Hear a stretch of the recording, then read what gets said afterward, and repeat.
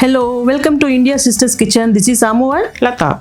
Amu, have you noticed no matter how you make, most people don't like seppankizhangu? yes, it could be due to its slippery nature, but in weddings people ask for it again and again and eat because it's very crunchy there. So we are going to make the same way they do it in the weddings. Very crunchy outside and soft inside. Let's see how to make this seppankizhangu fry. Before that, please subscribe to India Sisters Kitchen channel.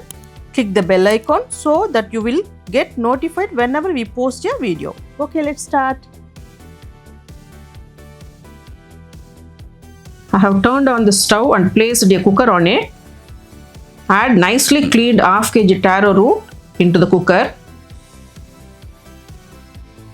Add water until the taro root submerges.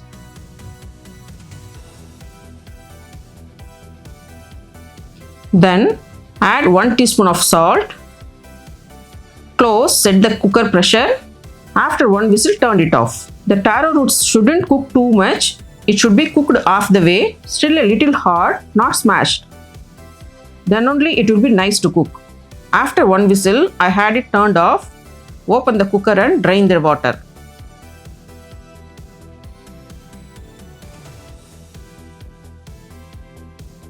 After the water is drained, pour normal water into the cooker, not too cool, just normal temperature water.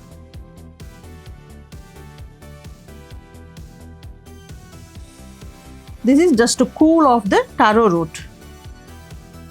When you use normal temperature water, while cutting into pieces, it won't be too sticky but easy to cut. Now it's cooled off, let's drain it again. Peel the skin and cut into round slices.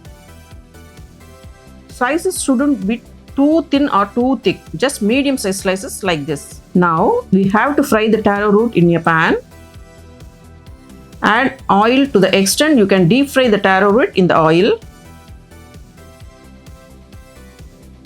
This is a good side dish for sambar rice and rasam rice, but it's an ultimate side dish for curd rice. Oil is hot enough to fry the taro root. Let's fry it.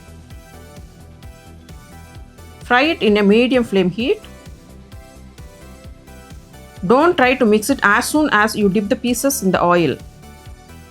Just pause for a minute and then start to turn and mix. It's frying in medium flame.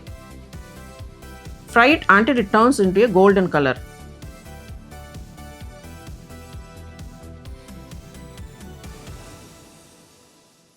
Now it's turned into a golden color. Shift it to a plate. Add the next batch of pieces and fry it.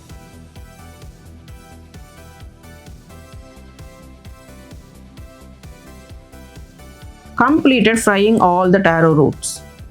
See how crispy outside and soft inside.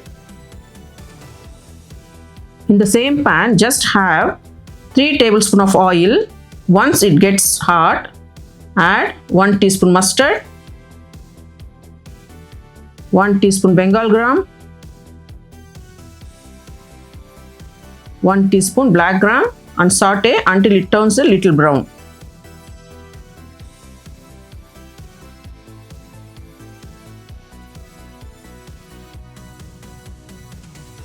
Then add some curry leaves.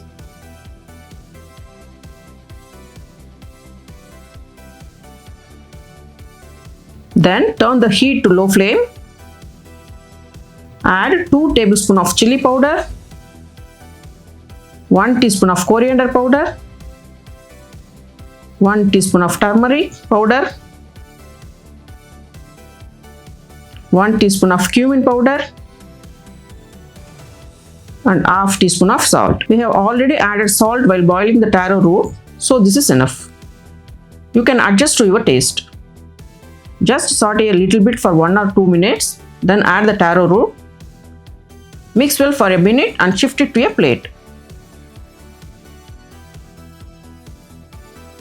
Nice, crispy and crunchy taro root fry is ready. Very crunchy seppankizhangu fry is ready. Please try making this recipe at your home.